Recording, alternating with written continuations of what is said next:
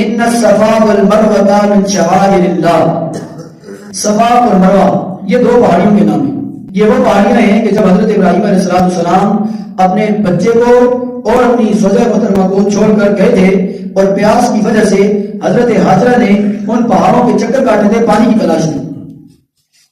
پانی کی تلاش میں ان پہاڑوں کے اوپر جو دوڑ لگائی تھی، جو چکر کاٹے تھے، ان پہاڑوں کا نام ہے صفا و مروہ. پہاڑی چھوٹی.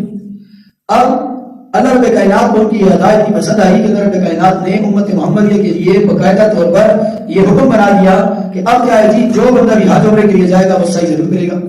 زمانے جہالت میں قبل از اسلام سے پہلے بھی لوگ صفا مروہ کے چکر لگاتے تھے. اسلام سے پہلے بھی لوگ صفا مروہ کی پہاڑیوں کے چکر لگاتے تھے. جیسے بیت اللہ کے اندر 4 بت رکھے ہوئے تھے، ایسے ہی 2 پہاڑیوں پر بھی 2 بت رکھے ہوئے تھے. ایک بت کا نام تھا جو انہوں نے صفا پہ رکھا تھا، اس کا نام تھا انصاف.